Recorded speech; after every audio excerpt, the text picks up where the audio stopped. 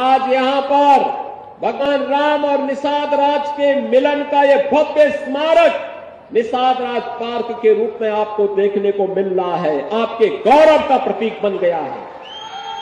यह आपको एक पहचान दे रहा है। प्रयागराज से मैं देख रहा था एक दिन, कुंभ में मुझे कई बार आकर आने का अवसर प्राप्त होता था, तो मैं वहीं से देखता था। पीयूष रंजन मुझे कई बार कह रहे थे कि यहां पर एक बार आपको आना चाहिए।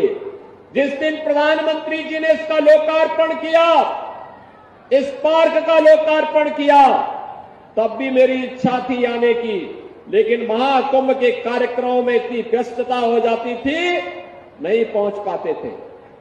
और जब मुझे यहां से गुजरता था, प्रयागराज से देखता था, मुझे भव्य प्रतिमा नजर आती थी, आत्मा आनंदित होती थी कि चलिए हमने वो समय तो नहीं देखा, लेकिन कम से कम आज हमें सौभाग्य प्राप्त हुआ है कि मित्रता की इस अद्भुत मिसाल को एक भव्य स्मारक के रूप में निषाद राज के चरणों में हम लोग समर्पित करके इस निषाद राज पार्क को वहां पर दे रहे हैं।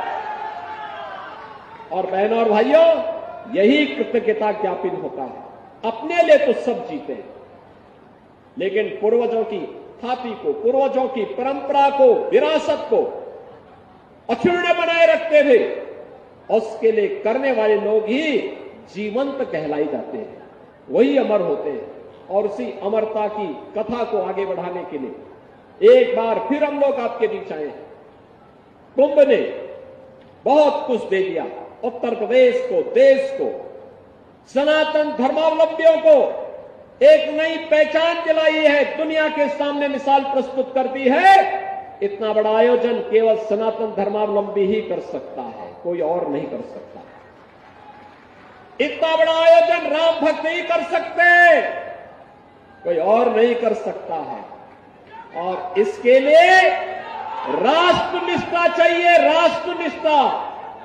जिनके मन में राष्ट्र के प्रति समर्पण का भाव नहीं, वे इतना बड़ा आयोजन नहीं कर सकते हैं। 66 करोड़ से अधिक श्रद्धालु प्रयागराज महाकुंभ में आए, जो आया अभिभूत होकर के गया है, आशीर्वाद देकर के गया है।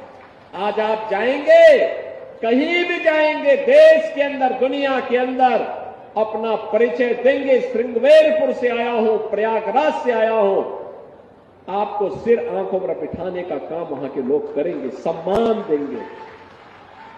बहनों और भाइयों, अगर सम्मान मिल गया, पहचान मिल गई, इससे बड़ा